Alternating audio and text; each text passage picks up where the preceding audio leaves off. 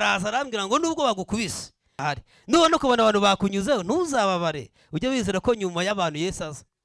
Kandi burya Yesu aza abantu bagize gute? Bamaze kuza. Abantu baraza bakwitegereza bakabona ntacyo umaze, uwa mbere akagenda, uwa kabiri akaza akagenda, uwa gatatu akagenda, uwa kane akagenda, abantu bose bakarangira. Ariko Yesu yaje, ariko ikiro kigenda kivaho. Ngarutse mvuye muri koma, mwitegereje bamuzane kugira ngo ko nabaye muzima, barambaza ngo ufite umugore? Nta mugore mfite. Reka dusome igitabo cya Luka ibice 10 umurongo wa 30. Tugiye gusoma igitabo cya Luka ibice 10 umurongo wa 30. Igitabo cya Luka ibice 10 umurongo wa 30.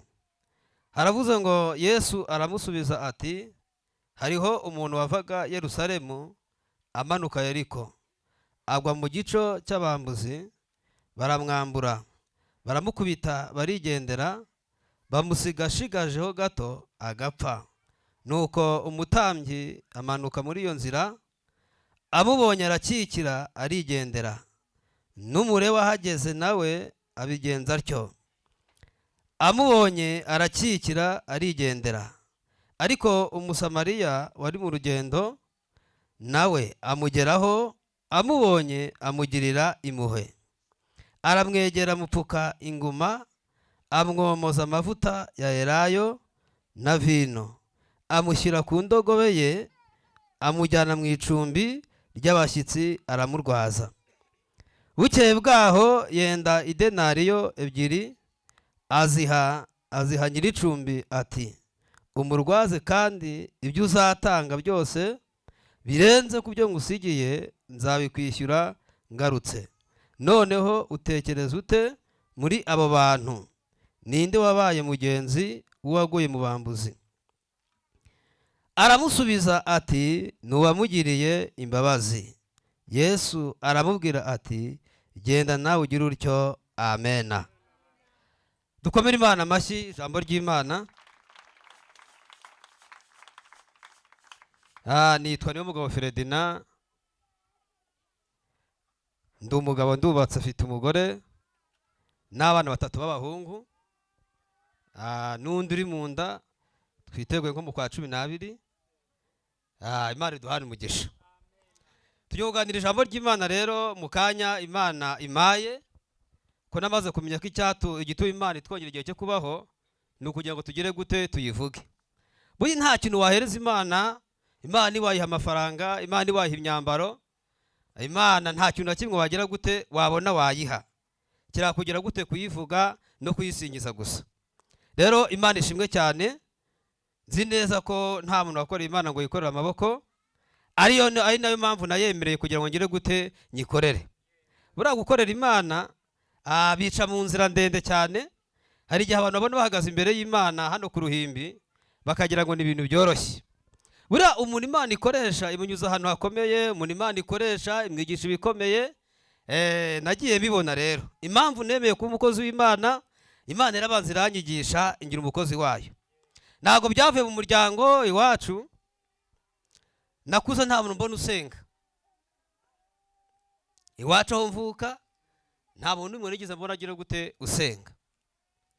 Ariko ndi umwana muto nakundaga kujya imbere y'Imana njyanye na shangazi, Imana ikamvugaho.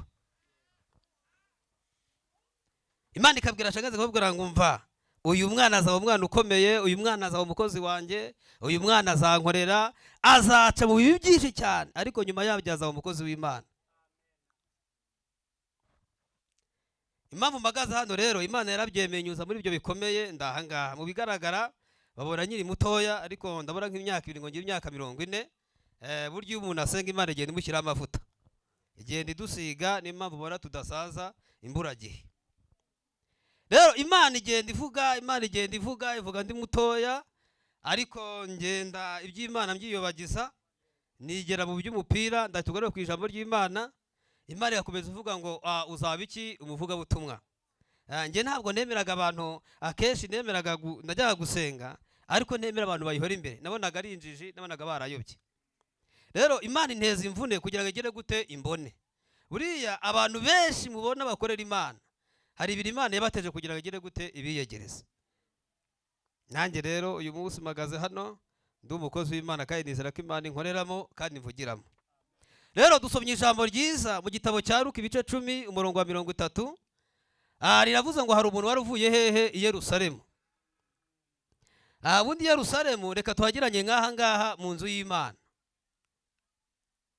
Noneho ari Yerusalemu ari maza abambuzi baravugana baravuga hari umuntu uvuye hehe, hari umuntu uvuye i Yerusalemu. Abambuzi mu gisobanuro cy'abambuzi ni abadayimoni, ni abantu bahora bagenza abantu bagize gute basenga.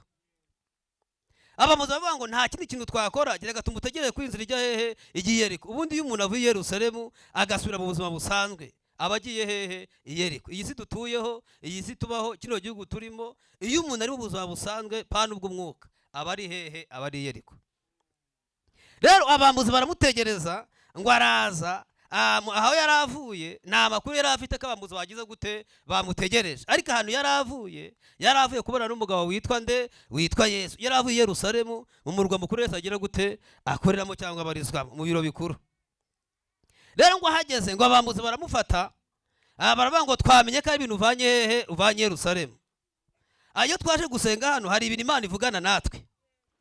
Ikavuga ngo Ferdinand nzakugira neza, urubyaro rwawe ruziga neza, mu buzima busanzwe ngiye kugutunga, nubwo uvuka hano hadakomeye nzakugira ukomeye. Rero abambuzi bakabazwa n'ibyo Imana ivuze. Noneho abambuzi baravuga ngo uyu muntu uvuye i Yerusalemu, kandi abambuzi bagira iyerekwa ryaho tuva i Yerusalemu. Iyo umuntu ahavuye cyangwa iyo umuntu ahahora ntabwo ashobora gutaha nta kintu agize gute acyuye mu nzu y'Imana. Iyo twaje hano niyo utacyura amafaranga agaragara ariko ucyura isezerano rivuga ngo nza. Rero abambuzi ngo baramureka ngo araza, ngo bamutegeza mu nzira ijya hehe igiye Yeriko. Ngo arangize ngo ahageze ngo bahita bamufata. Nge ntabwo njya ngunda kubwira abantu ngo mutere haleluya iyo umuntu yumvise Imana arafashwa. Ubundi mu bintu bituma tuvuga Imana hari uburyo nabonye Imana, ntabwo nzayivuga nk'uko ugize gute uyivuga. Umuntu wese avuga Imana bitewe n'uko agize gute yayibonye. Nge nta njya kuvuga ngo muhaguruke mugire gute mufashwe. Niba wumva Imana hari ibyo yakoze uzajya ufashwa n'ibyo yakoze. Noneho abambuzi baramubwira ako kanya kimara kuhagera ngo bahita bamufata. Ikintu bakoze baravuze ngo reka tumwambure, bahita bamwambura yagize gute ibyo avanye i Yerusalemu. Batekereje baravuga ngo i Yerusalemu avuye ntago bishira, nitumwambura gusa nitumuvunagure nitumwice arahita asubira iyo avuye azana ibirutu byo tugize gute tumwatse. Barangije rero bagira gute baramwambura, bahita bavuga ngo tumwambaye gusa agira gute yasubirayo. Ngo bahita bashaka ikintu bita inyundo ya kinubi umwigisha yagize gute yavuze. Ngo baramukubita barakubita ngo bageza ku rwego bamusigira kuga gake yenda kugera gute yenda gupfa. Kandi izo ntabwo ari impuhwe zayo, ntabwo ari impuhwe z'abambuzi, ahubwo byari bitewe n'ahantu agize gute avuye. Bundi ari igihe dusenga Imana ivuga ibyo duhura nabyo ariko abagize gute yabinangiye umutima, rimwe na rimwe bikaza bikatugeraho ariko ntibitwice. Bundi ahantu tuva hari ubuzima, ahantu duhora hari iki, hari ubuzima, hari uburinzi. Imana ikubwira ngo ikuyeho ikintu burya kiba gihari. Rero abambuzi ngo barakubita ngo ariko ngo bamusigashigajeho gatoya yenda kugera gute yenda gupfa. Mu kintu cyanangaje ntago abambuzi bapfuye. Bundi ibintu biturwanya ntago bipfa, duhaga n'imbaraga zitagira iki, zitagira umubiri. Niyo mpamvu iyo urangaye gato zishobora kukwica. Niyo mpamvu ijambo ry'Imana ngo nyamuneka amatabaza yanyu aho ragire gute yaka. Rero abambuzi ngo bahita bagenda ariko bagenda baririmba. Ubu nanjye ndi mu bantu badayimoni baririmbye ngo aheza mu ijuru ndeba kandi ndi iki nabaye muzima. Izi ndirimbo turirimba mu gitabo ngo aheza mu ijuru, muri Guma mu rugo ya kabiri, reka ngaruke nyuma gato ariko icyo nzi cyo mu mwuka nge nta kibazo ngirana n'Imana ndumva mare. Mu kintu nabonye hano icyumba cy'uyu munsi kwa kane baba basenze cyane kandi nanjye ndi umunyamasengesho, Imana ivugiramo kandi Imana igize gute inkoreramo. Guma mu rugo ya kabiri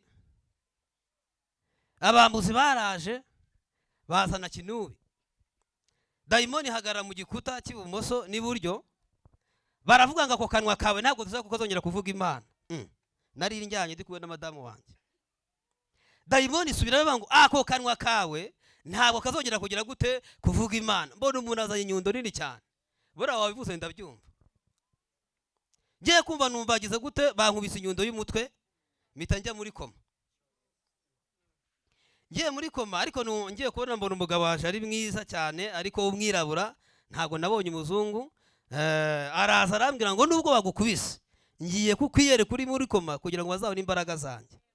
Bundi imbaraga zirinda umuntu usenga ni ijambo Imana imuvugaho. Imbaraga zirinda abantu basenga ni isezerano Imana iduha. None abambuzi rero batangira kubyina, ngiye kubona mbona ngeze ahantu kure. Namaze icyumweru cya mbere ndi muri koma, nari Masaka, mba mu cyumweru cya mbere kirarangira. Mu cyumweru cya kabiri mbona haje abadayimoni bambaye amakote meza n'amafibi. Baraza barambwira ngo reka twarakubwiye ngo ako kanwa kawe ntabwo uzongera kukabumbura ngo uvuge Imana.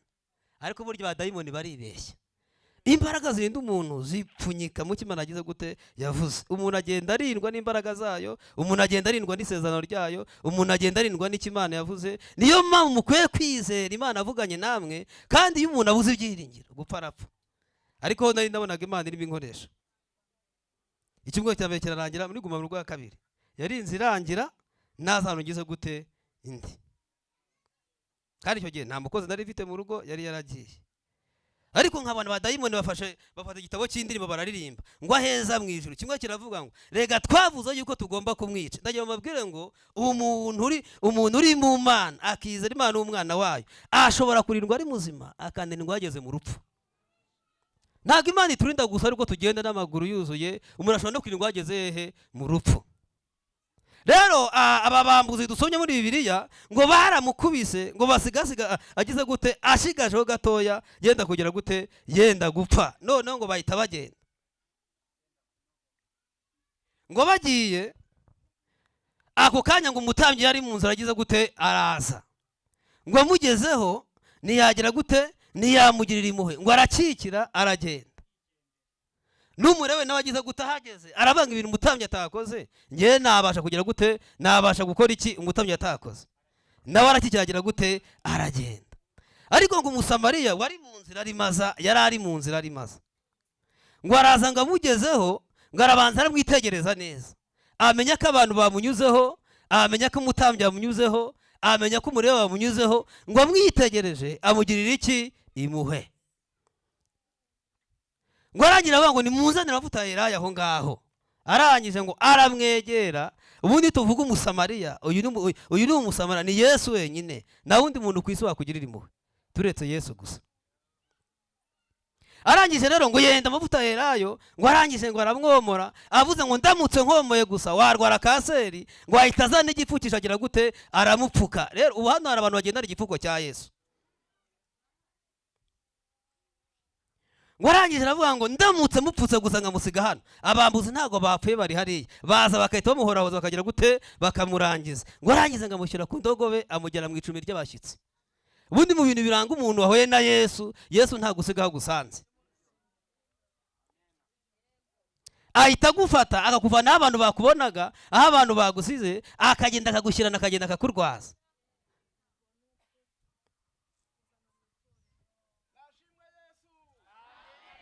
Urero impamvu hari abantu Satani yagiye agerageza kwica, kuvana mu murimo w'Imana, kubakura mu bwiza bw'Imana, ariko Yesu akabafata akagira gute akabazana mu nzu y'Imana. Imana ikavuga ngo baho, ugasanga urimo urabikereza. Imana ikavuga ngo uzarama. Iyo twaje mu nzu y'Imana hano niho dukura ijambo rikomeye cyane.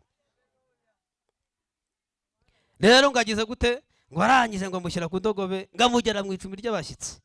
Ngo aragenda abwira umurwaza, aramubwira ngo rero ibyo ibanze nagize gute, ibyo ibanze nabikoze. Ibyo ibanze nagize gute, aramubwira ngo ibyo ibanze nagize gute nabikoze, namwomoye nanamupfutse. Impamvu muzanye ni ukugira ngo umwondore.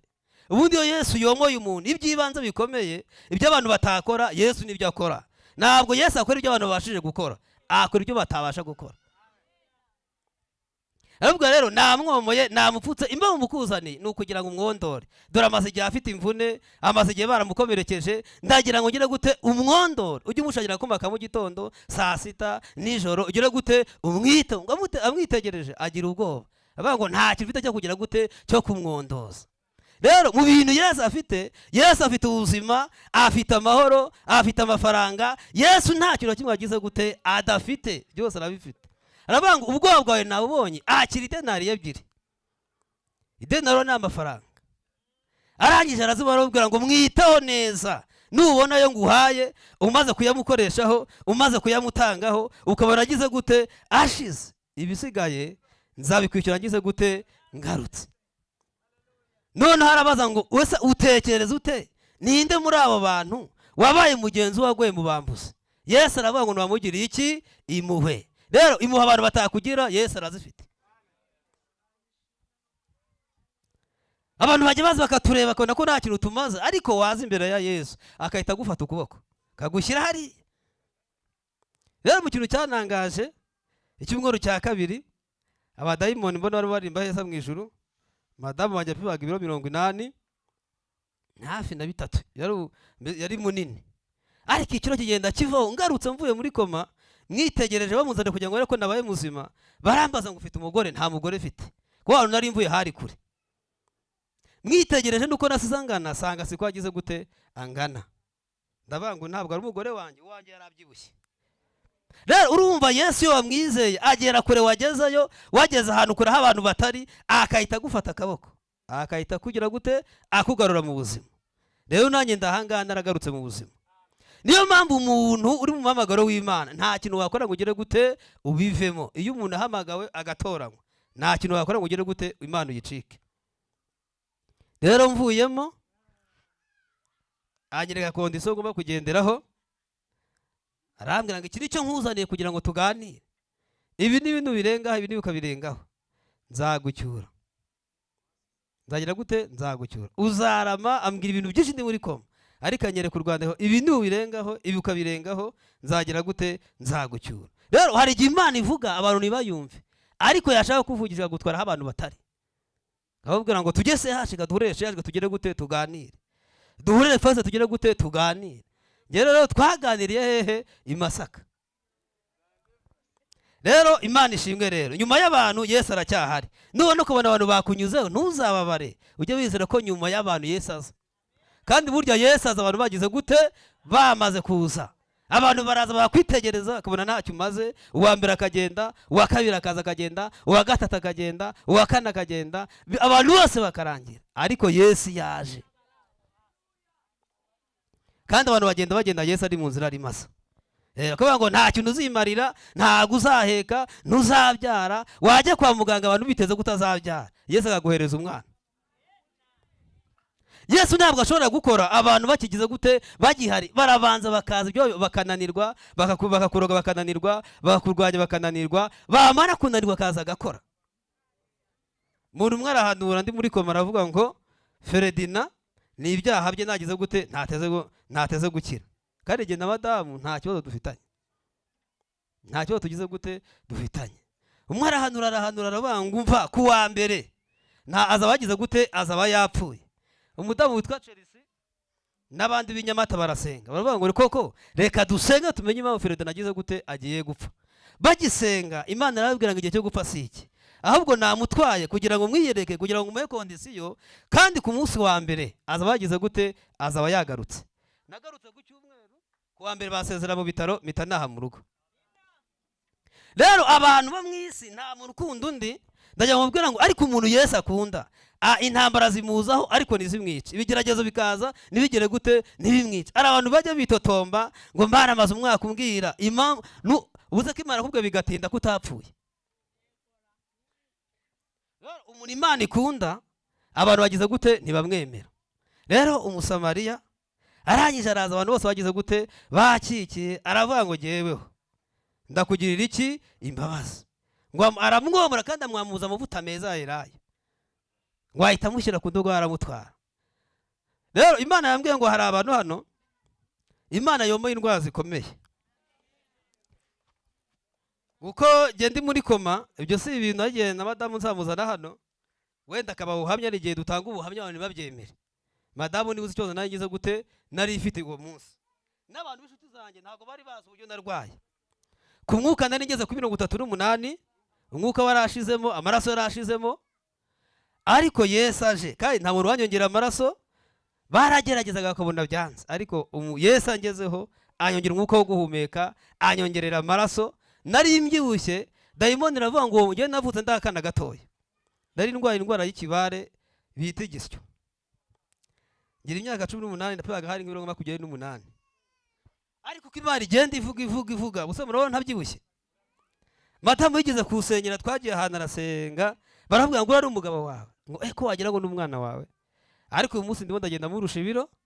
Imana ivuze ngo nzakora, niyo byatinda Imana irakora, kandi nta muryo ucira inzira Imana. Akenshi Imana izi nzira zagize gute, zarangiye. Kandi kuva nava muri koma ntabwo cyane nongeye kubona mu rugo rwanjye, ntabwo nongeye kuburara, sinongeye kubaho nabi, gusa nanjye icyo ngenderaho ni kondisiyo Imana yampaye, kandi ibyo ngibyo byo narayemereye. Iyo itazima n'ubundi mba narapfuye, Imana yangaruye, no kuyumvira nzagira gute, nzayumve. Rero uyu Musamariya araza aravuga ngo umva, ntabwo uri bupfe, dore nakugize gute, namaze kukugeraho. Nubwo bene wanyu ndajya batangarize, umuntu ashobora kuba ari mu itorero ukarwara umushumba ntagire gute, ntagusure. Iyo Imana izikorera, abantu bose bari bafunga iki, amaso. Hari igihe kimwe naterekaga amaso kugira ngo abantu barebe ikibazo ufite, nayatereka ahubwo ntibagire gute, ntibabibone. Ariko ntajya gusanga Imana ikambwira ngo nzakugira neza, nzagutabara, nzakugaburira, buriya nzayimana, niyo wagera ahantu habi nzayira kugarura. Iyo umuntu avuganye n'Imana akwiye kwizera icyo Imana yamubwiye. Haba kugira buze ngo nzahagara ku muntu arangire gute, ndindire ngo nzarangaguza ndeba aho Yesu ari, ngo nagira icyo abaza nzagira gute, nzamusubiza ku cyo namuganye.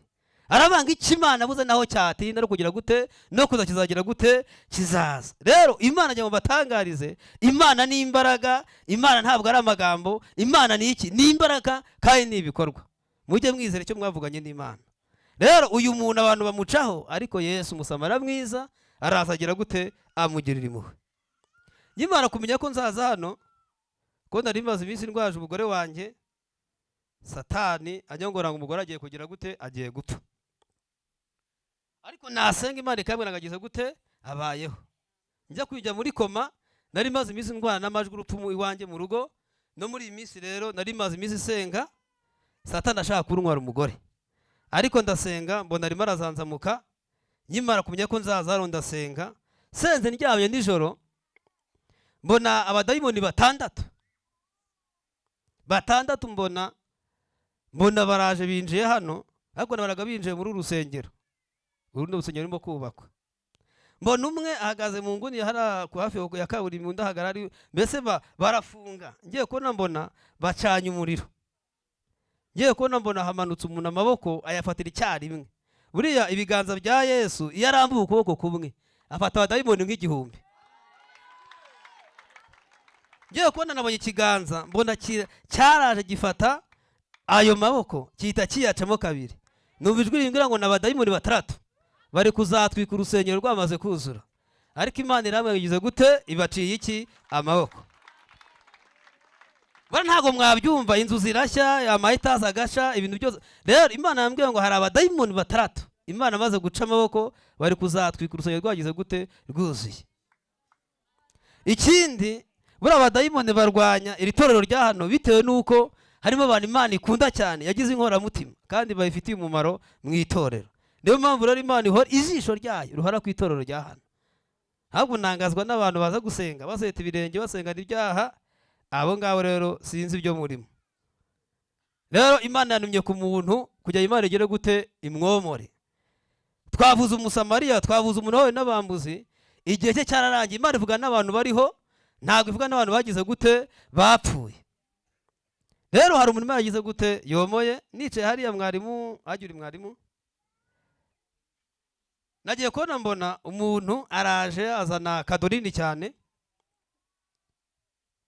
mbona arayiguhaye, ariko ndebyemo mu mwuka mbona ni inzu irimo.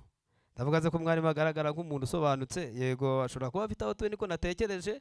Ariko Imana iramye ngo ngiye kumuha kado y'inzu igezweho kugira ngo azasazana wagize gute, heza. Ari ahantu heza,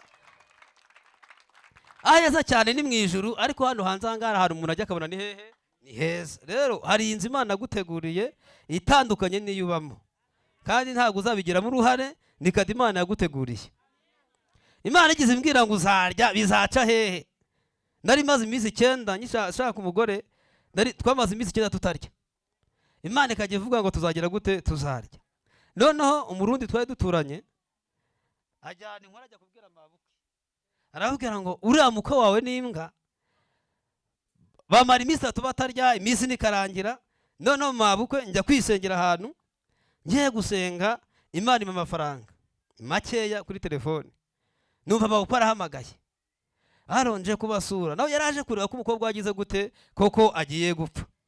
Uwo Musa ari buze, Imana yampa amafaranga, nohereza umugore ateka neza, ateka agafiriti, kandi koko twa tumaze igihe nta kintu dufite, mabukwe aje arya ibiryo byiza. Bura ntago Imana izaba uri kugenza abantu bagize gute, bayisenga. Na n'uyu munsi araza akarara iwanjye, akaryama, akicara mu ntebe, ariko mbere twaryabaga mu nzu yakumba kamwe. Rero Imana ishimwe ko ikora. Nyimara kuva muri koma nabuze ngo nanjye nzagukorera paka ngize gute, igihe uzashakira kumpamagara, kandi nzi neza ko nzarama. Navugaga cyane mu buryo bukomeye, nkavuga cyane, ariko umwuka umaze kugenda ushiramo, ntabwo nyikoresha imbaraga nyinshi. Kuyo maze akanya mpita numva ngize gute, nahagiye, ariko murimo muranyumva. Rero ari ijambo rimwe muri Ezekiel 3:7 guhera ku murongo wa mbere. Ni umuhanuzi Ezekiel, baramufasha mugeza mu kibaya kirimo amagufwa yumye, baramubaza ngo mwana w'umuntu we, aya magufwa tubona yabasha kongera kubaho? Ariko ngo Ezekiel abyitegereze, aravuga ngo Uwiteka nawe ugize gute, ni wowe ubizi. Mu kintu cyanangaje, aya magufwa yarumye, kandi gufa ryaratandukanye, mbese nta gupfa ryabanaga n'iryaryo. Amagufwa yaragize gute, yaratandukanye. Ariko ngo Ezekiel Imana imushyiramo imbaraga zo guhanurira amagufwa, ngo arahanura igufwa rikagira gute, rigasanga iryaryo. Uko hano igufwa rigenda rizagira gute, risanga iryaryo. Amagufwa arongera arahura, kugira ngo abantu bamenye ko Imana ifite imbaraga. Ubundi ibintu byinshi Imana idukorera no kugira ngo bamenye ko Imana yihagije.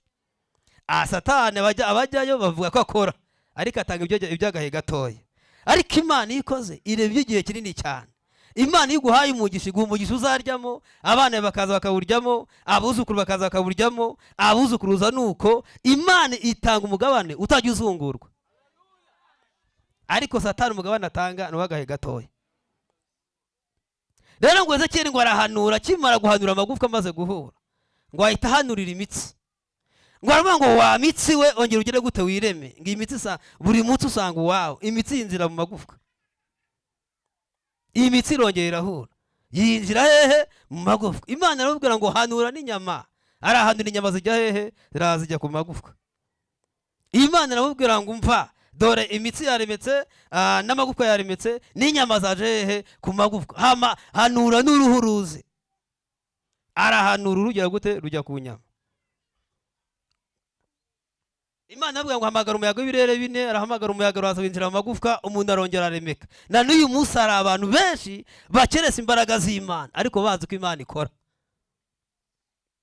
Ngewe nta muntu bambwira ngo Imana irakora cyangwa ntikora. Ngewe nzi Imana ko ikora. Imana irakora, Imana ikora ibyo abantu batakora. Imana ibasha gusubiza ubuzima umuntu yapfuye, Imana ibasha gutanga urubyaro umuntu yarubuze, Imana ibasha kurinda umubyeyi yagiye kwa muganga bavuga ngo ari bupfe. Mbese Imana ishoboye ibintu bingahe byose. Kereka ikintu kimwe gusa, ntago Imana ijya ibeshya, icyo cyarayinaniye. Ntago Imana ijya ibasha kugira gute, kubeshya. Ariko ibintu byose Imana ivuga irabikora. Rero Imana imaze kumbwira ngo mwarimu, Imana ari kado y'inzu nini cyane Imana igiye kugira gute, Imana igiye kumuha mu isi. Nabajije Imana se, Imana izanze ujye utanga z'ubugingo, umuntu yakwitara akamujyana i Rusororo? Mu bantu b'abakire mu mujyi wa Kigali bajya hehe? I Rusororo. Ariko Imana amwe ngo ntabwo ari inzu y'urupfu, ni inzu igize gute, isanzwe Imana igiye kuguha. Kandi ngiye kubona mbona umuntu aragufasha, mbona kujyanya ahantu mu nzu nini cyane, mbona akuyakanu k'akadirishya kangana gutya, mbona urungurutsemo. Nanjye ndebayo mbona ni urwererane rwinshi cyane, nubijwi rimbwira ngo Imana yagutegura umunezero mu isi, ariko n'ijuru Imana yari guteguriye, niko Uwiteka yambwiye. Bura ntabwo Imana itanga ibyiza gusa mu isi, n'ijuru rigize gute, rirahari. Ngewe mu bintu binangaza bya mbere bikanezeza, niko Imana yabwiye ko izampa ubugingo buhoraho. ko nabonye abantu batunze amafaranga arashira, mbona abantu batunze ibintu byinshi birashira, na n'uyu munsi wagize gute ari abakene. Ariko twebweho Imana itubwira ibyiza, ikatubwira n'ubugingo. Muhereze Imana icyubahiro. Rero ngo Ezekiyeli ahanurira amagufwa ngo amagufwa agenda abaho, na n'uyu munsi Imana hari abari gukora ibitangaza, abantu ntibemere. Ubu Imana itangira kudutabara, bamwe bazavuga ngo byagize gute, twabikuye mu bapfumu, twagiye kuraguza. Abantu benshi Imana ibatabaye, abantu bajya baca imanza. None ukabona umuntu yarasanze Imana yamutabaye, ntuzaca imanza Imana ibasha gukora. Imana igeze gute, irihagije. Uriya mubyeyi uteruye umwana, wowe nice hari Imana yambwiye ngo ikuvanyeho urupfu Imana igeze gute, ibaye irwigijeyo, niko Uwiteka yambwiye. Hari umugabo umwe twari turwaranye, maze kuzanzamuka, ntibijwi rimbwiye ngo uriya arwaye kanseri y'igifu, ariko Imana irambwira ngo nihana arakira, natana azagira gute, azapfa. Ndangije negera umugore ndamubaza, biti indwara bari babwiye ngo yatwarayibuze. Imana irambwira ngo mubwira ngo ajye gupimisha kanseri bazasanga agize gute, ayifite. Ariko nihana azakira, natana azagira gute, azapfa. Hanyuzeho nk'iminsi 3 naravuye mu bitaro, numva ngo yagize gute, yapfuye, muvuga kuri radio ngo kandaka yapfuye. Bro rero hari abari Imana ibwira ngo baragera gute, bihane bakabyanga, nyamara umuri Imana ikunda igenda imuburira, ariko iyo utayumvise hari ryavamo iki, urupfu. Ntabwo ari wowe n'ubuhamya ntanze, ubwo abantu bari hano mujye mutega amatwi. Imana ivuze ngo ihanuka byanga, amaherezo ni iki, urapfa. Rero Imana yambwiye ngo kuvanyeho urupfu, kandi ikindi Imana igiye guhindura inyungu y'itorero wowe. Inyungu y'itorero iteye ite? Ni umuntu ukorera Imana akayiririmbira, agatanga amafaranga mu itorero. Mbese Imana yambwiye ngo impamvu Imana ikongera igihe cyo kubaho ni ukugira ngo ugire imirimo myinshi mu isi. Nyicyari Imana yambwiye ngo muvanyeho urupfu, mwongera imyaka myinshi yo kugira gute, yo kubaho. Kandi urupfu ntago wari kuzafatwa gatoya ukarwaruka ukajya kwa muganga ntugaruke, ariko Imana yambwiye ngo igize gute, urupfu ibaye irwigijeyo.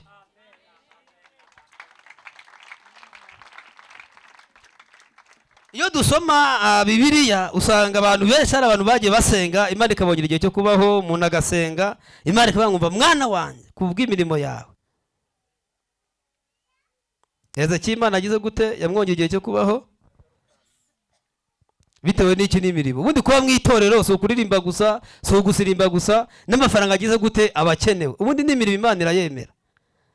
Nigeze mpereza umuntu amafaranga 500, Imana irambwira ngo mu minsi mike ngiye kuguha amafaranga, guma mu rugo ibiraje, Imana amafaranga atunga umuryango wanjye, nkajya mpereza n'abandi. Ndi mu bantu batanyweye igikoma bakuye mu kagari cyangwa mu mudugudu, ndi mu bantu bari ibiryo Imana yabibaye. Imana ivuga ngo muri guma mu rugo ikintu, hari umuyaguje. Rero mu bintu ugiye nemera, Imana ishobora guteza ikiza kugira ngo irokore abantu, abemera ko bagire gute, bihane. Kandi ikindi wowe Imana irambwiye ngo nta kanseri uzarwara. Kanseri y'ubwoko bwose nawe uzagira gute, uzarwara. Izo mu maraso, mu nyama, mu mitsi, mu magufwa, nta kanseri uzagira gute, uzarwara, niko Uwiteka avuze. Mawe ijambo Zaburi 125 haravuze ngo abiringiye Uwiteka bameze nk'umusozi Siyoni utabashaka kunyeganyezwa, ahubwo uhora uhamye iteka ryose. Nk'uko imisozi gose Yerusalemu, niko Uwiteka kugose uhereye none ukageza iteka ryose, niko Uwiteka avuze. Kandi Imana izakurinda ibyakumugaza paka uvuye ku isi. Kandi n'urupfu rwawe rwo gupfa tuzapfa, ariko we ntabwo abantu batazicwa n'indwara, uzasaza umara gusaza usinzire, Yesu aguhamagare.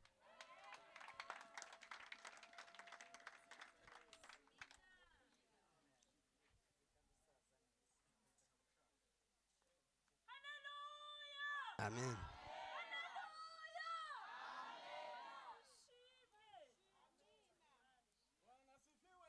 Amen. Arumamaro wicaye hari inyuma, ariko ndabona ashobora kuba yasohotse. Ko sinjya ndeba neza kuva nava muri koma, ndareba ariko si cyane. Nuri wambaye rinete, wowe wambaye agatabaro k'umuhondo.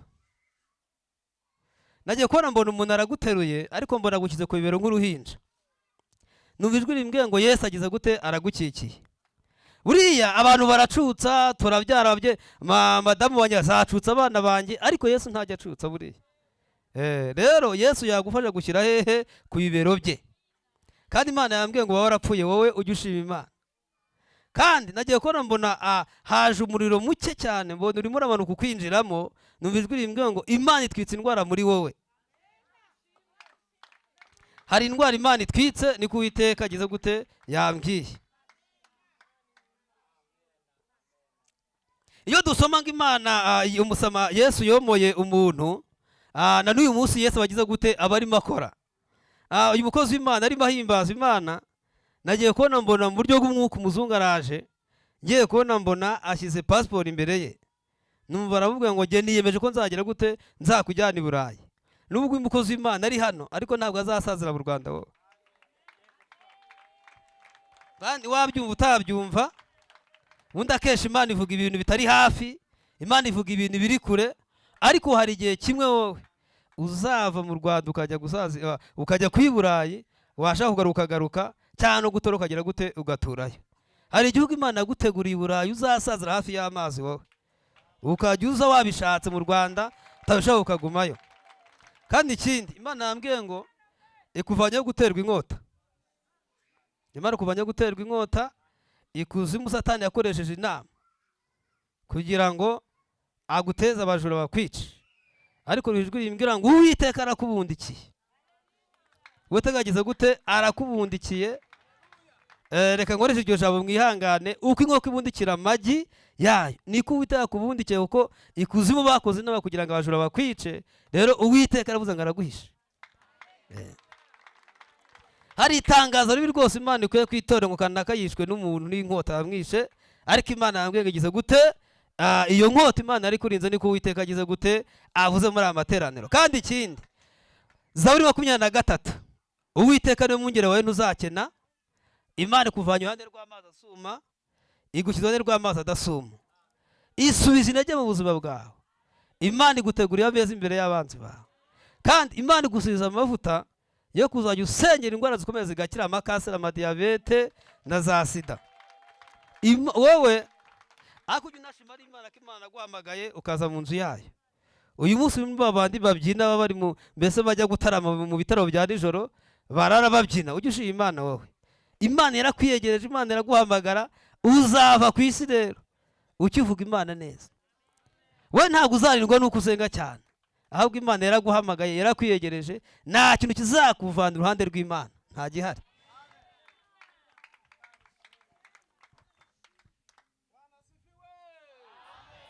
Kandi Imana kugiza umugabo w'ibikorwa, mu bikorwa bigaragara. Imana kugiza umugabo w'ibikorwa. Kandi reka nkubwire wowe, uri ibuye rikomeye cyane. Abazahonda ni benshi ariko ntibazagushobora, abazakurwanya ni benshi ariko ntibazagushobora. Ubundi wowe Imana, hari abantu Imana ihamagara ikanafuhira, uzarambura ukuboko kubi kuri wowe Imana izaguca. Ugira ngo se Farawo Imana agiye ica amaboko ye atari agasuzuguro se?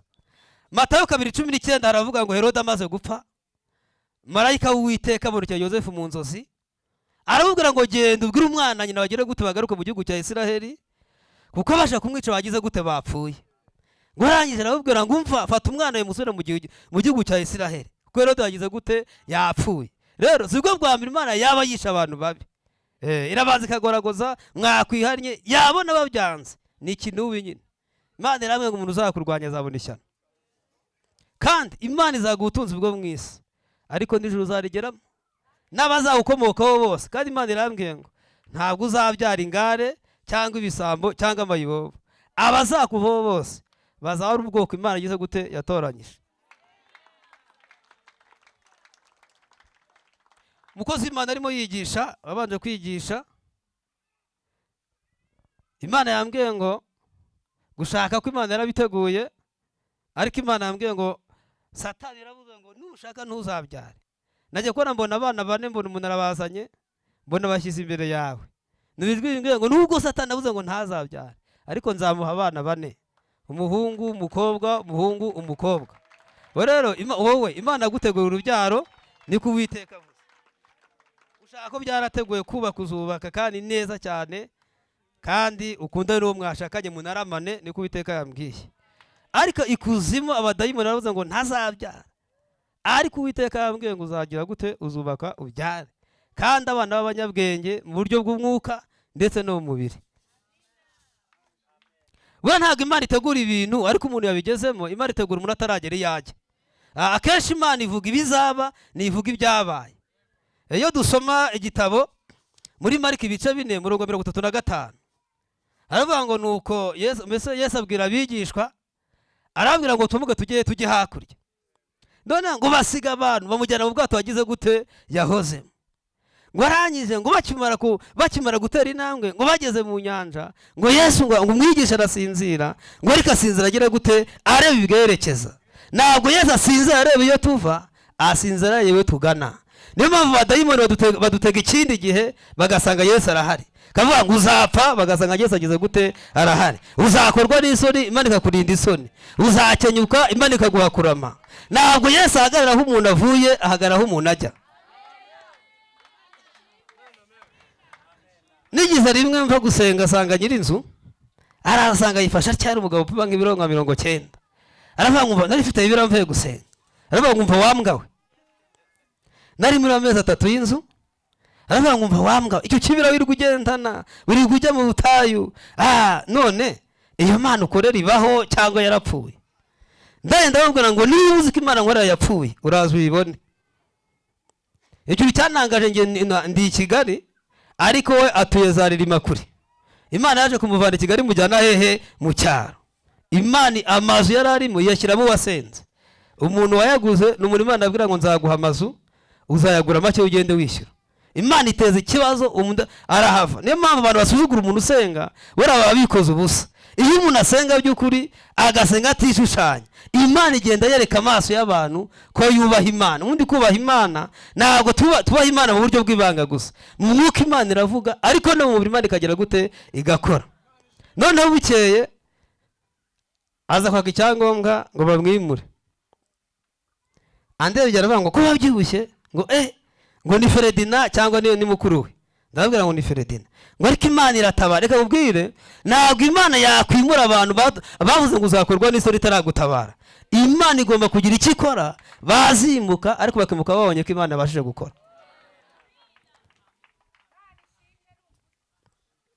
Rero ibyo ntabwo ari byo twirata, ibyo ntabwo ari byo tuvuga. Iyo umuntu asuzugura umuntu usenga, Imana irababara. Iyo bakuvuga Imana ibihari, iyo bagambana Imana ibihari, iyo bagutunga intoki Imana ibihari, iyo bagukoba Imana ibihari. Niyo mpamvu Imana ijya imwaza amagambo y'abandi ikaza igakora. Burya idakoze ntabwo wakwemera ko Imana ishoboye. Mu bintu biranga Imana rero, Imana ni ibikorwa si amagambo. Niba n'umuntu ukabubwira ngo ndasenga, Imana avuganye nanjye, akubona warakobanye, ntabwo azemera kusenga. Ariko nabona Imana igenda ikora, niyo atakwemera ariko azagenda avuga, ariko banza Imana iri koko ishoboye. Niyo mpamvu Imana rero igenda ikigisha umuntu wayo, ariko nyuma ikagenda imutabara. Abantu bigeze babwira madamu, babwira ngo we ntabwo ari umugabo washatse n'urwandiko. Araza avuga ngo kanaka yavuze ngo nturi umugabo uri urwandiko. Ndabwira niba ndi urwandiko, bagomba kuzabona ko Imana agira gute nkorera ikora. Ariko mu kintu cyanangaje, hari abaza bakaba mu rugo, bakaza bakirira mu isi nari ifite abantu 9 mu rugo, kandi Imana ikatugaburira. Burya hari Imana ikwicisha inzara, igutegura ibyo kurya uzaha abantu benshi, bakemera ko Imana ibashije kugira gute gukora. Nge inzara yanyishe ndi umusore, shatse inzara iranyica, ariko ndashima Imana ko Imana igenda ikora. Umuntu ufite inzara ntabwo asa nkanjye. Ariko icyo gihe nari ifite amatwi manini, umuhungu umwe yigize arambwira ngo ariko kugira ngo wowe ubyibuha amatwi gusa. Ariko ndashima Imana ko Imana igenda iteraho inyama, ubu n'amatwi Imana yayagize matoya. Rero buriya hari ibintu biranga umuntu Imana irimo kwigisha.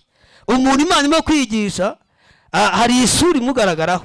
Bakwitegeza akabona urinya kwigendera, bakabona nta kiza cyakuvaho. Ariko ndashima Imana ko Imana igenda yomora umuntu, Imana igenda yogira gute, yomora umuntu. Iyo Yesu yatwaye ubuzima bwawe akagenda akabushyira Imana, bamubara rero Mana, dore ni umugaragu w'Imana akeneye komorwa. Imana ititeraho kashi. Kwa muganga barabwira ngo mbyimye umutima, nkunda kubwiriza ntanga ubuhamya gake gake. Ariko Imana yaramwe ikuvanye impanuka wowe. Imana kuvanye impanuka ntupfe ku buryo umutwe usigara ari bikomere gusa. Imana ihagaritse impanuka mbi, ya indi si yasimusiga Imana irayihagaritse. Kandi mujye mukomera Imana abashyi mu nzu y'Imana muvuze impundu. Ubundi mu nzu y'Imana habamo ibitangaza, habamo kuzuka mu buryo bw'umwuka. Mu nzu y'Imana iyo waje uri maso ntabwo ushobora gutaha utayibonye.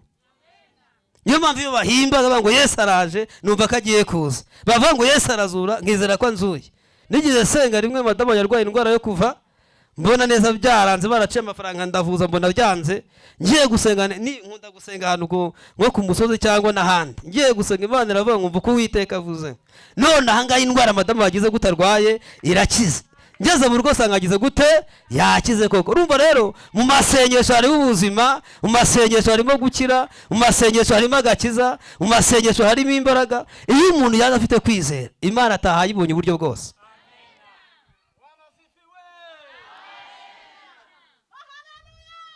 Amen.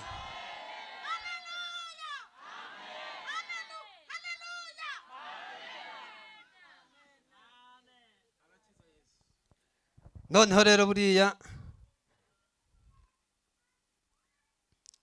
abantu baza gusenga uyu munsi, umuntu wabwiwe n'uburwayi n'abaganga, abaganga bakubwira ngo urwaye diyabete, umugabo arwaye diyabete, Imana yambwiye ngo yazanywe no gukiza izo ndwara hano. Ariko nta abantu babwiwe uburwayi n'iki n'abaganga, bakababwira ngo ufite diyabete, ufite indwara n'iyi. Abo bantu Imana yabakijije bazagera ku munsi wo gusenga wo kuwa kane barimo bashima izina ry'Uwiteka. Rero ngo uyu muntu aromorwa, tuvuze amagambo menshi cyane muri Ezekiel 3:7, Luka 10:30. Ni amagambo menshi Imana ivuganye namwe. Niba utafashwe n'ijambo rivuga ngo Yesu aranyomoye, urafashwe n'ijambo rivuga ngo Uwiteka muje n'umugisha wanjye. Hari igihe umuntu asenga agasenga umugisha uri kuri. Imana ikavuga ngo uhaye inzu bakagusohora mu nzu. Imana ikavuga ngo uhaye ubuzima ukaba warwara ukamara igihe urwaye. Ariko igihe kimwe Yesu agafata ubuzima akagira gute bukaza bukinjira mu muntu. Rero hari abantu ubuzima bwabo Imana buhuje neza muri aya masengesho. Hari abantu Imana ihuje amagufwa yararwaye muri aya masengesho.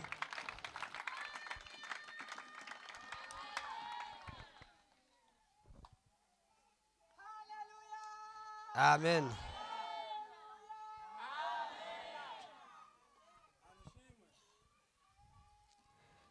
Ariko ngabire nura bicaye nyuma, ngiye kubona mbona ugiye ahantu, ugiye kureba ikibanza cy'ubutaka, mbona barimo baratera metero, nijwi imbwira ngo Imana igiye kuguha ikibanza gihagaze 30 kuri 20. Hari inyubako igiye kuzubakwa n'abantu ku buzima bwawe, wowe utagize gute utageze mu ruhare. Hari kadimana igiye guha ku buryo n'uwawe, ndavuga umugabo, mbese nabasubizwa w'imbaraga nibyo Imana igize gute ikoze muri amasengesho. Kandi ikindi Imana irambwiye ngo nta mwana wawe uzakenyuka ariko Uwiteka avuze. Abana bose bazagira gute bazarama, uzabona buzukuru kiriho, kandi amaguru yawe Imana yavanyeho kubyimba ariko ari uburwayi bwizanye. Hari igihe umuntu arwara ngo na amarozi, uyu mubiri ugifatwa n'indwara, ariko Imana irambwiye ngo amaguru yawe Imana igize gute irayarinze niko Uwiteka avuze.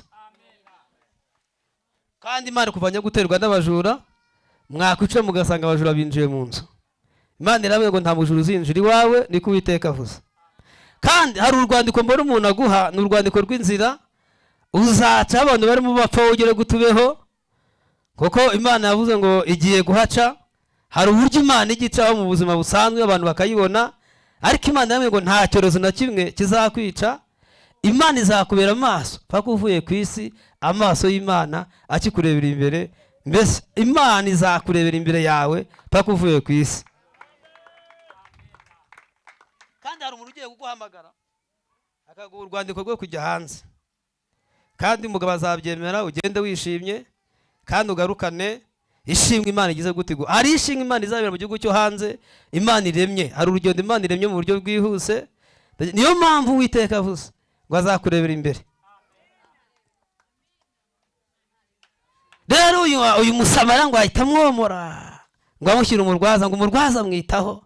N'ubu turavuga imbaraga z'Imana Imana agize gute yakoze. Ariko uyu mukozi w'Imana, Imana imurinze no kurya uburozi niko Uwiteka avuze. Satani yakoze inama ikomeye cyane kugira ngo ashakishe uburyo yagufata, ariko Uwiteka aravuze ngo azahunahuna ariko ntazakugeraho. Niyo amarembo y'ikuzimu yakuguruka, ntabwo Satani azigera gufata.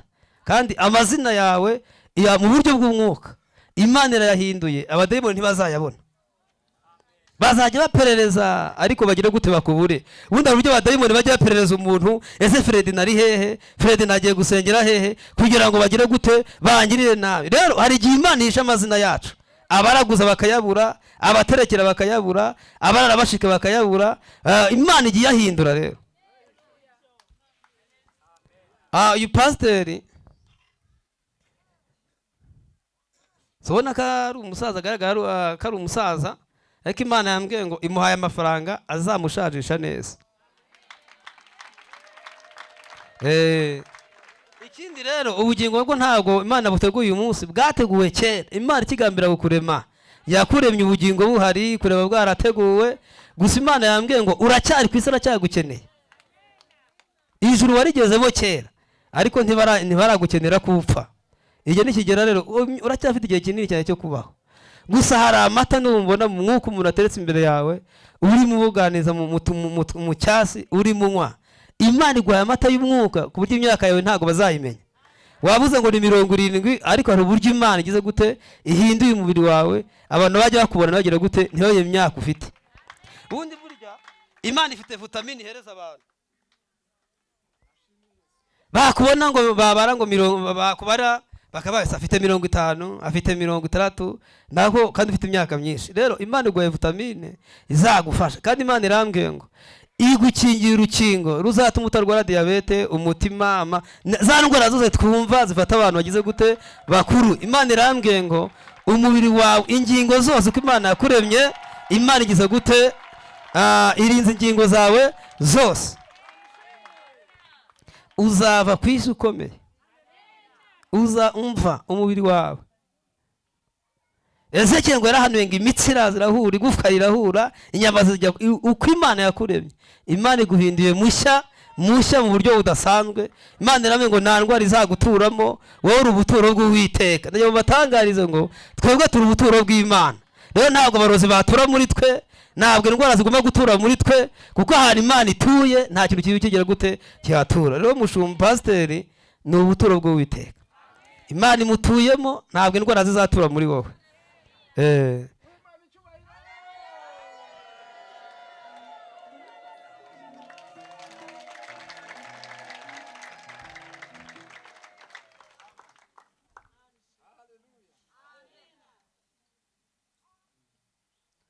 Kaya ngiye gusenga Imana. Icyo gihe ndi muri koma, muntu nagiye gukora mbona amagare menshi cyane, mbona abantu b'abakire bambaye imyenda y'amajezi yanga abakire bakora na siporo, mbona bari ku tugare twishi cyane. Ngiye gukora mbona igare abantu bose baryicayeho, mbona igare ritwaye umuntu, mbona ritwaye undi, mbona abo bantu benshi bari ku magare, mbona baragiye. Ndaje ngiye mbona iryanjye sinaribona, ndabaza ngo igare ryanjye riri hehe? Imana irambwira ngo iryawe ntabwo rirategurwa, iryawe ntabwo riraboneka. Ariko Uwiteka arambwira ngo hari amagare menshi agize gute yateguwe, ariko abantu niba amaso nzagira gute nzabarinda ayo magare.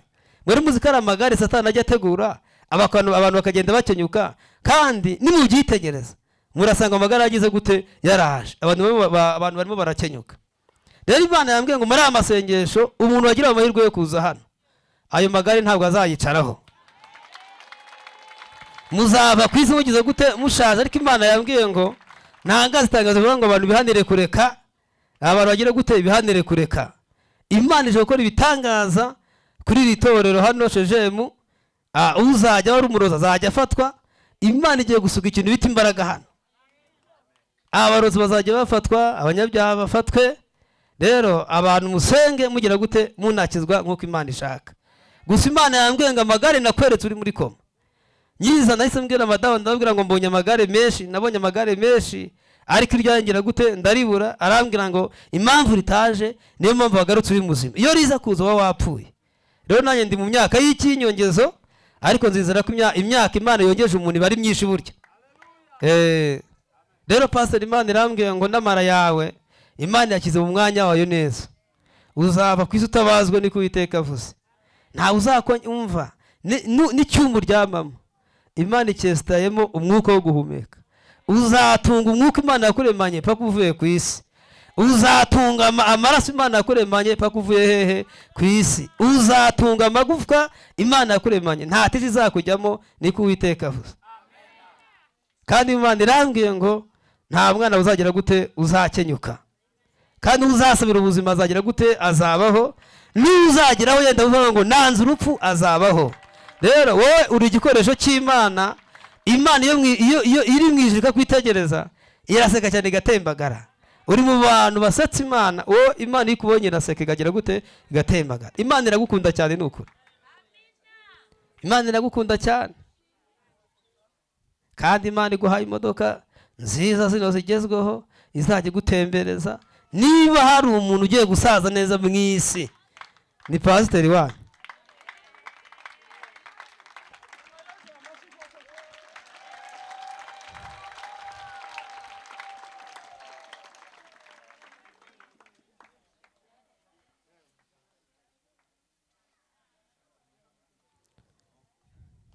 Rero Imana iduha umugisha. Ijambo ryavuze ngo umuntu aragize gutora uvuye Yerusalemu. Mujye mutega amatwi mwumva ijambo ry'Imana. Nubwo Imana ivugana natwe tukayumva mu buhanuzi, ariko ijambo ry'Imana ryugira gute ryubaka umuntu. Imana yavuze ngo hari umuntu Imana yomeye mu materaniro hano.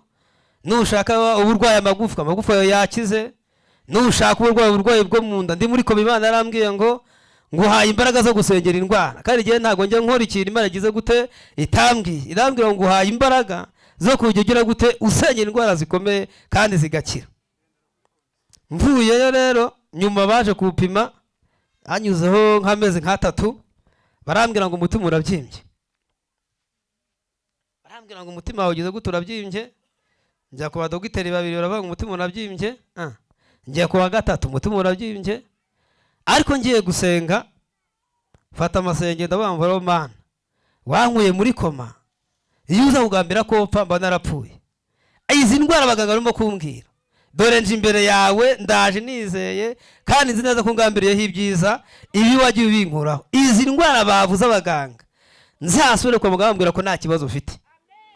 None mu minsi ishize ijwi irambwira ngo jya kwa muganga n'abantu tubana bari bazi uburwayi ifite. Ngiye kwa muganga barambwira ngo umutima wameze nk'uko wavutse. Rero mukomere Imana amashyi. Imana ikiza indwara. Impamvu dukorera Imana ni ibintu tugenda tuyibonana. Ujye uvuga Imana uko wayibonye. Niba waribonye Imana igukiza ujye ubivuga. Ntabwo umuntu avuga Imana yapfuye. Umuntu avuga Imana akikize gute akiriho. Rero nimukajye mugira ipfunwe ryo kuvuga Imana. Barambwira ngo umutima wawe warabyimbutse impyiko zabaye nzima. Bari barambwiye indwara eshatu. Umutima urabyimbye, impyiko zifite ikibazo, umwijima utwikire n'ikinure. Kandi nanyweye imiti ishoboka ariko senze Imana irangire gute irakijije. Namukanya rero abakozi Imana bagiye bahanura Imana itanze ubuzima waje arushye Imana iramubohoye. Urumva rero Imana yivuga agenda byumva Imana akije indwara zikomeye. Rero magaza hano ndi muzima. Wenda harimo abantu banzi hano cyangwa tugenda duhura abenshi ntago bari banzi. Nanjye ndi mu bantu Imana izuye vuba. Ndimo ndahagara hano nshigira gute shima Imana. Madamu wanjye baramubajije ngo aramutse apfuye wabaho gute. Aravuga ngo nanjye nahita nipfira twajyana. Ariko burya nta muntu ujyana n'undi. Ndashima Imana ko Imana yagize gute yangaruye. Uyu munsi ndacyari kumwe n'umuryango wanjye kandi nzaramana nabo mu izina rya Yesu. Dawidi yaravuze ngo sinzapfa nzarama kugira ngo ntangarize abantu imiro n'ibitangaza Yesu agira gute akora. Najya ngutangariza abashaka kuzakenyuka ntabwo uzakenyuka. Mu gihe ukiri mu mbaraga z'Imana, mu gihe ukizeye Imana, Imana izakurinda ibyagukenyura kugira ngo utangaze imbaraga zayo mu izina rya Yesu. Rero numva ijwi rikubwiye ngo ugiye gupfa uzaribwenga Imana yamaye ubuzima. Hari amazwi Satani ajya azana avuga ngo ugiye gupfa uzapfusha. Abantu bumvaga amajwi babwira ngo muzakenyuka cyangwa muzapfusha. Nimuyakanire nonaha muyabwiye ko muzarama mukavuga ibintu n'ibitangaza Imana ikorera abantu bayo. Dawidi ndiko yavuze ngo sinzapfa nzarama kugira ngo ngire gute mbwira abantu ibintu n'ibitangaza. Ukubwira ngo uzapfa ujye umukanura umwihorere. Ubwira ngo nizeye Imana ibeshaho. ukubwira ngo uzakorwa ni mubwira ngo jya nizeye Imana igikuraho isoni. Rero Imana dukorera, Imana ibaje kudutabara. Uyu mwigisha yatwigishije, mbonye umuntu afite urwandiko yanditseho 100 n'ijwi rimwe ngo uzageza mu myaka 100 ukiriho. Ntabwo ari amarangamutima nushaka uzasenga Imana izayikubwira. Uracyari umusore yego, ariko mbonye iyerekwa umuntu afite urupapuro ruriho imyaka 100 n'ijwi rimwe ngo uzageza mu 100 ukiriho. Abantu bajya ngo nta myaka 100, imyaka 100 Imana igitanga. Hari abantu imyaka 100 bayigeramo. Rero uyu mukozi w'Imana azabaho, niyo umuriro watera isi umuriro uzagutwika, niyo ibyicano byatera ntibizakugeraho. Uwiteka nikagize gute avuga n'uyu mukozi w'Imana w'umushyitsi, niko Uwiteka avuze, uzava kwizura umusaza kandi ukomeye. Kandi ikindi Uwiteka aravuze ngo inyama zo mu nda yawe, impyiko, ibihaha, umwijima, inyama zose zigutuyemo nta nyama uzakurwamo, niko Imana ivuze. Kandi reka bivuge ntacyo mba, Imana itanga umugisha. Uzatura mu midugudu y'abakire, uzatura muri ya midugudu ushobora kwinjira ukagira ngo harimo inzu imwe kandi harimo amazu menshi. Uzatura n'abantu bagize gute Imana ahaye umugisha, kuko ntabwo Imana yaguhakurama ngo ugire gute ukene. Niko Uwiteka avuze. Kandi ikindi, Imana izaguha ijuru rito ry'urugo. Ijuru rito ry'iki? Ry'urugo. Uzashaka neza, abantu bazajya baza waheshera babwire ngo tubakirize iki. Ari igihe umuntu ashaka, ushatse ntakunda abantu. Abantu bajya baza bakagira gute akayita bakwepa, ariko wowe Imana gutegura ijuru rito ry'urugo. Bajya babwire ngo ijuru rikuru riri mu bwabi bw'ijuru ahantu kure cyane, ariko mu isi ijuru rito ni iki? Ni urugo. Rero abakobwa bari hano, Imana ibahuza n'igufwa ryawe mu izina rya Yesu. Ezekiel yaravuze ngo igufwa ari ahantu igufwa risanga iryaryo. Umukobwa wateranye uyu munsi, Imana imuhuza n'igufwa rye mu izina rya Yesu. Umusore waje uyu munsi, Imana iguhuza n'igufwa ryawe. Igufwa rigira gute risanga iryaryo. Rero umukobwa wizeye yizeye ko acyuye umugabo muri amasengesho, umusore yizeye ko acyuye umugeni hano mu izina rya Yesu. Ukwezi cyeye hano igufwa rigasanga iryaryo, Imana ibahuza n'amagufwa yanyu. Ese abakobwa bahari n'abasore barabyize ngo batere haleluya twumve.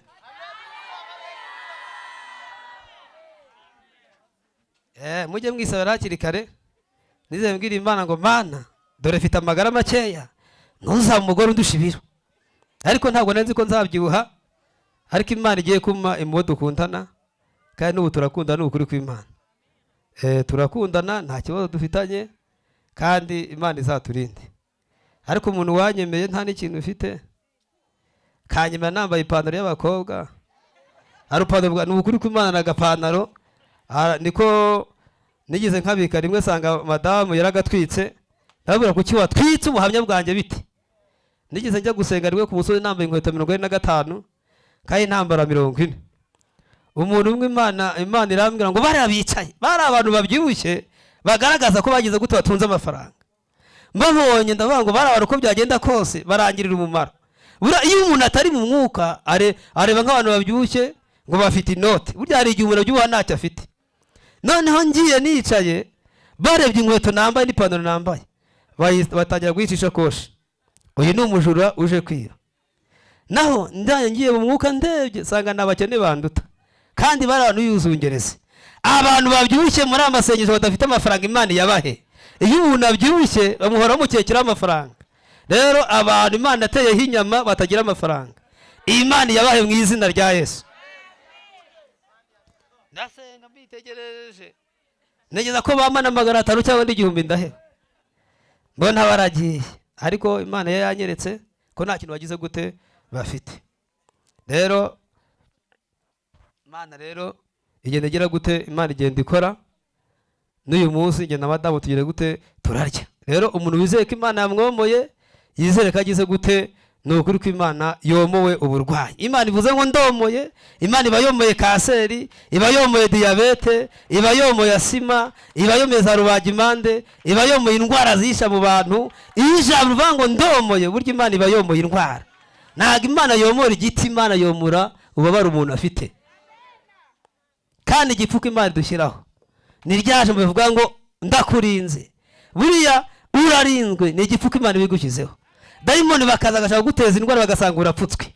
Rero abantu bizeye igipfuko Imana ibahaye, muzava ku isi ingingo zayo zicyuzuye mu izina rya Yesu. Mu bazarwara kanseri nturimo, mu bazarwara diyabete nturimo, mu bantu bazamugara nturimo, kuko Uwiteka aravuze ngo ugize gute? Urapfutswe, uromowe, uranapfutswe.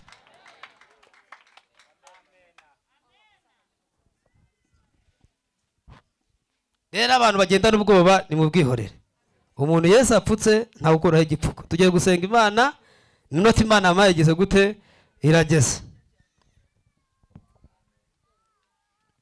Rero Uwiteka iyo avuze ngo ndavuye abagize gute? Abavuye.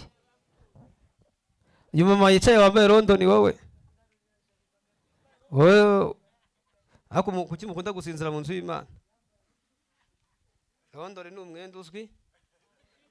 By'amabaze simbizi ariko rondo niyo nzi izina ryayo. Niyo ngiye kugura ndabaza madamu ngo nzane iki. Rero Uwiteka aramwe nkubwire ngo nubwo waje gusenga wowe iminsi yawe yari mikeya. Iminsi yari mikeya wowe. Nubwo wona wicaho tuba turarebana ni wowe. Nubwo wona wicaye mu masengesho ukaba wicaye waje iminsi yari mikeya, ariko Uwiteka aravuze ngo mu bantu bomowe muri aya materaniro nawe Yesu arakomoye aranagupfutse. Kandi ikindi Imana ikuvanya ahantu wari ugiye kugwa igukize mu buhungiro bwayo. Igihe cyawe cyari gito nubwo waje wizanye nta wakuzanye. Uwiteka aravuze ngo akongereye igihe cyo kubaho. Kandi Imana iguha amafaranga uzajya utura mu nzu y'Imana, uzajya utanga mu nzu y'Imana, uzajya ugaburira abantu.